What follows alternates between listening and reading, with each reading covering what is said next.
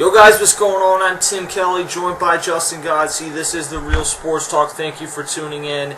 And it might not be the Cliff Lee trade that we thought may happen. It might not be as big as Jake Peavy last night, but a starter with at least a premier name has been dealt, and that is Ian Kennedy is on his way to the San Diego Padres in a deal that will send lefty reliever Joe Thatcher and Double-A prospect Matt Stites, who's also a reliever, and then a compensation round pick, which will be between the second and third round in next year's draft. That will go back to Arizona for Ian Kennedy.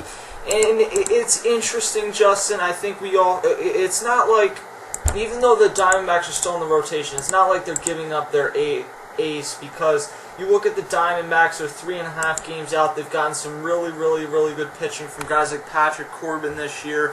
And then you look at a guy like Ian Kennedy, who, 2 years ago, he was 21-4 with a 2.88 ERA, but then last year dropped back down to a 4.02 ERA, and then this year he's regressed to a 5.23 ERA. He's 3-8. So they're not really losing anything. It's not like they traded away one of the players that has helped them to get to the position that they're at this year. Still, it does feel kind of weird that you have a guy who's had past success, and as MLB Trade Rumors points out, he's under team control until 2015. It's a strange trade, and from the Padres' perspective, I think it's an aggressive trade that I like. And the Padres are a team that they may not be competing right now, but they are an organization that at least appears like they're trying to do something with a small market.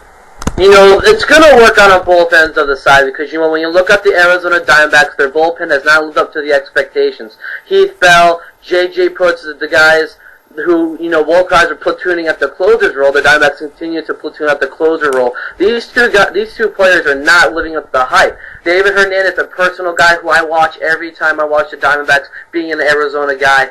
Arizona, I watched him a whole lot, and this bullpen really needs help. They got Tony Sipp, they brought him over from the Cleveland Indians, has not lived up to the expectations. But they're bringing in a couple of relief pitchers that can somewhat help out this bullpen, will not carry a big, heavy load on them, so you still got to get some faith in on Heath Bell. You got to give some faith over on Brad Ziegler. And with the subtraction of Ian Kennedy, it's really up in the air on who's going to be taking over from him. You could see Josh Clementer, who's been in the bullpen this entire season. That could be a good landing spot, bringing him back up into the rotation, which will feature Patrick Corbin, who's been really carrying the heavy workload in this rotation. You got Wade Miley, who's really took a step back from last season. Wade Miley is 7-8 with a 3.86 ERA. I honestly thought I was expecting something huge out of Wade Miley this year, but you know what? He just has not really proved it this year. And he also got the addition of Randall Delgado into this rotation, a great young talented pitcher that can make a big impact for the future.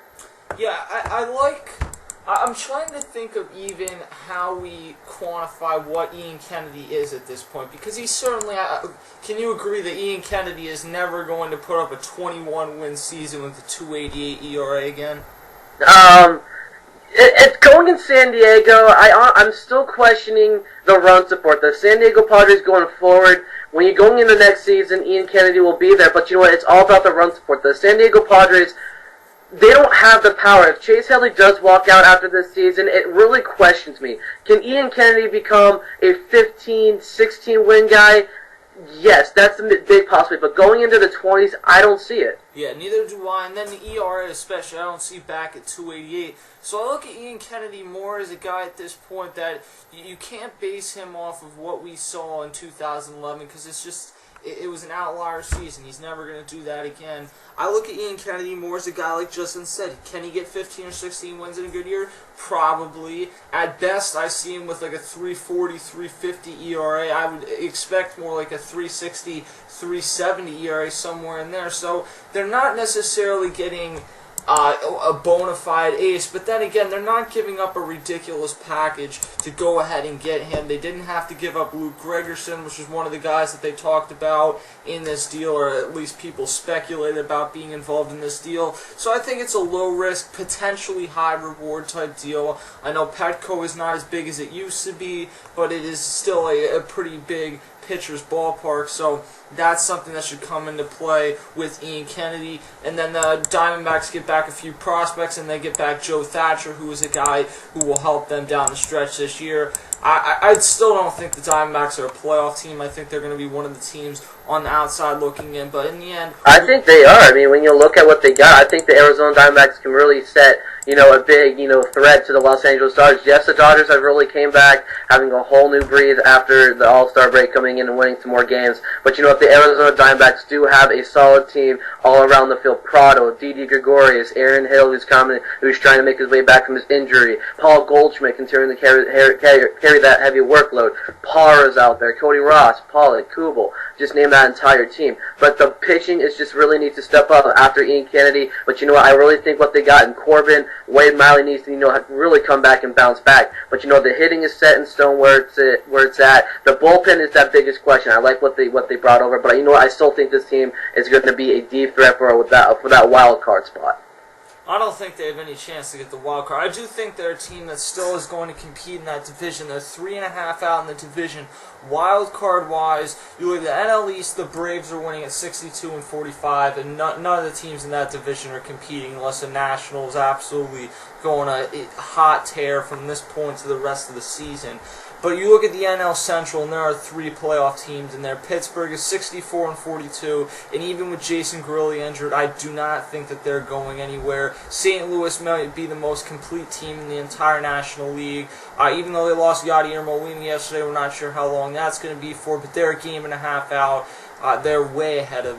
They're 8 games ahead of the Diamondbacks. And then you look at the Cincinnati Reds, who are 59-49, still have a great 1-2 punch at the top of that rotation with Johnny Cueto and Matt Latos. And then you also look at the lineup with Brandon Phillips, Joey Votto. They're 5 games ahead of what Arizona is right now. So unless Cincinnati really struggles in this second half, Arizona's going to compete. I don't see them competing for the wild card. And we'll see with the Dodgers. They're still not a team that I'm necessarily comfortable with. I think Yasiel Puig, in addition to the fact that he's just been really, really impressive, he brought a spark of energy to that team that has allowed them to turn this season around, because it wasn't that long ago that they were in last place and people were talking about firing Don Mattingly. So we will see. But Ian Kennedy has been traded from the Arizona Diamondbacks over to the San Diego Padres in a deal that will bring back a reliever, a prospect, and a draft pick. So we will keep you posted if any other trades go down. My gut feeling is nothing else does go down today, but we will keep you guys posted. For now, Tim Kelly for Justin Gotze. This is The Real Sports Talk. We'll see you guys next time.